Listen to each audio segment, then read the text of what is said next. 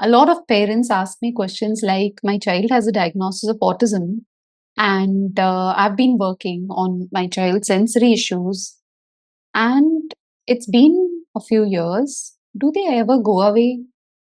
Do the sensory issues ever go away? And will my child ever be able to become comfortable, and manage and learn better ways of regulation? That's what I wanted to talk about. For those of you who don't know me, I'm Reena Singh. I'm an occupational therapist. You're welcome to my channel. And I wanted to give you an idea that, so what I'm sharing right now is my perspective. Okay. It's been 24 years that I've been working. First, I think around 10 years, 12 years, 10 years, I worked with kids of all diagnosis. And then from the last 12 years, it's only kids diagnosed with autism. And, these parents follow up with me. Like I've had the privilege to be with one child for 3, 4, 5 years. And then they stay in touch with me after every 5 years, 6 years. They update me with the progress. And with most of my kids that were a part of my case load, I have seen that when parents were consistent, when they started early, between 2 and 3 years of age, when they followed up the home program, they didn't just go to a therapy center, but they followed up the home program. They changed their goals on a weekly or a bi weekly basis. They took their kids to a therapy center, and the diagnosis of autism. So, in the spectrum of autism, they were not so severe, they were like moderate to whatever, mild and borderline. These were the kids who really improved considerably, so much so that a lot of my kids who had a diagnosis of autism did not fit into that criteria, the DSM criteria of having a diagnosis of autism. So yeah, kids do get better, the sensory issues do get settled, but there are a lot of factors that affect the what you call there are a lot of factors that play an important role in it. There were a lot of my kids who were severe in the spectrum of autism. So they were quite severe. They had difficulties with sleep, eating, chewing, potty training, elimination, like constipation. They had like a lot of gut issues. So they were struggling with a lot of stuff there. And they were also severe. And then they started late. And then sometimes it was inconsistent. Sometimes parents just followed what they thought was right. Maybe they picked up from, I don't know where, meaning just picked up from a book or whatever. So when these were the kinds of things that happened, these were the kids. And many kids, in fact, some of them who were very consistent but had severe autism and other issues, yeah, they did not improve as much. They did not improve as much, and but they became independent. Their sensory issues did get settled to a great extent. They did not go away, but they got settled. So there was a lot of what I would say, earlier it was a lot of up and down in the improvement, and then a point came when they were stabilized and they were improving at a okay pace. So those kinds of things did come in with the kids. So my point of telling you this is that there are very important things like starting early, doing the right kind of therapy, following it up at home, being consistent, ensuring that it is holistic, which means that you're not just working with your child, but you're working on yourself and taking care of your emotional wellness. It's very stressful, lot of anxiety while, helping a child who has a diagnosis of autism. And I've never, parented a child, but I've been with so many parents.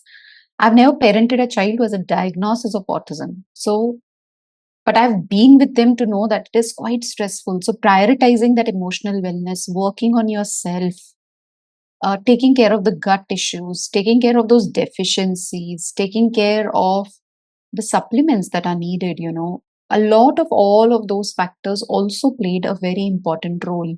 So, it's not just therapy, it's a holistic approach. When that was taken, it really helped a lot of kids. So, yeah, sensory issues do get better, but it depends on a lot of factors. And there are a lot of kids that I still know where the sensory issues did not They got lesser, but they did not go away. They were manageable, but they did not kind of go away. And parents are still working. I know of parents of young adults aged 18, 19, 20.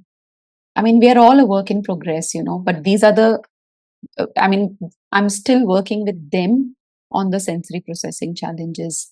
So that's how the whole development is. And I just wanted to answer to this question: do the sensory issues ever go away? And this is what I feel, and this is my perspective. Also, when I'm doing, if I'm doing occupational therapy, when I'm working on sensory integration, most parents think it's only sensory diet. You do some deep pressure, you give some swinging, you do some proprioceptive like animal walk, and it's done. No, it's not all, because that is just a, what you call, it's your sensory diet. Your child needs a proper sensory intervention where there is vestibular, there is proprioceptive, there is tactile. So when you provide a vestibular input to your child, which means when your child is swinging, if the child starts flapping, or if the child looks from the corner of the eyes, or if your child is stands and jumps on toes, getting too excited with that information, I know somewhere that the child is not able to process that input. So the first step is that the child is learning, and we are giving opportunity so that the child is comfortable with the vestibular input, proprioceptive input, tactile input. Again, vestibular input is not just, inside this here we have a vestibular system, but that also has like 5 receptors.